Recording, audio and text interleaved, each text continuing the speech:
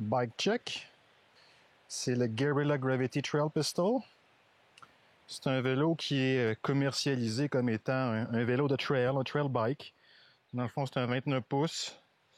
D'abattement en avant, c'est de 120 à 140, c'est ce qui est recommandé. Là, en ce moment, je suis à 130 avec une MRP Ribbon Air. Fourche un peu bruyante, mais qui va vraiment très bien. On s'habitue au squish-squish.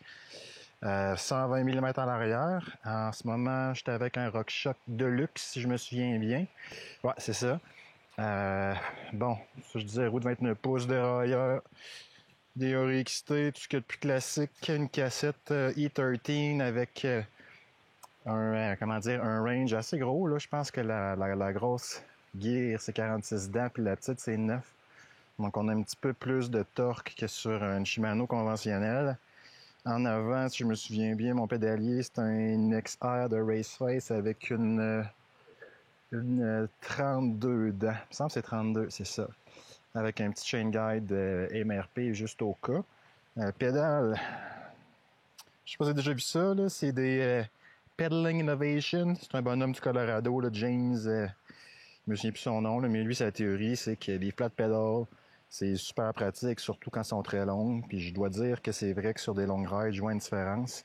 C'est pas les meilleures pédales au niveau de la grippe, même si j'ai tout fait pour l'améliorer avec des grosses pines méchantes. À part mon tibia, je vois pas vraiment de différence sur le soulier. Là. Donc c'est le seul désavantage, mais pour les longues rides, la fatigue, en tout cas pour moi, ça fonctionne très bien. Les roues, c'est des DT Suisse. Je me souviens plus exactement du modèle. Il me semble que c'est XM 1500 ou quoi comme ça.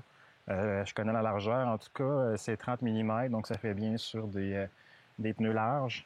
En ce moment, je suis monté sur un Purgatory Grid Tubeless Ready 2.6. Puis en avant, c'est un Butcher Grid Tubeless aussi en 2.6.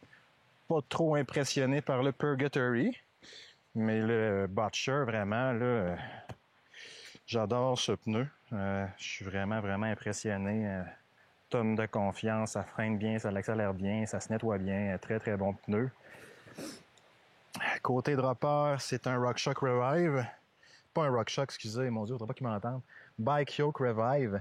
C'est une compagnie allemande, mais ils font vraiment les meilleurs seat posts que j'ai jamais eu. J'ai eu des Fox, j'ai eu des RockShox, j'ai essayé des KS, puis il y a tous des problèmes. Ceux-là, so far, so good, vraiment. Nouvelle selle, Tiaga Spider Outland. Ça fait plusieurs reviews que je lis qu'elle est confortable, puis elle aide à alléger les troubles dus aux pressions, hein, parce que c'est quand même sensible. Puis, ouais, je dois dire qu'à date, c'est vrai que j'ai moins mal au comme on dit. Hein? Clair de même. Côté frein, je suis organisé avec Shimano DRXT. Pas grand-chose à dire là-dessus. Les gens aiment ou détestent. Là. Moi, je les aime, principalement parce qu'ils fonctionnent tout le temps, puis ils sont faciles à bleeder. Puis peut-être terminer avec Potence Raceface Effect. Je vois pas vraiment l'intérêt de payer plus cher pour sauver 10 grammes.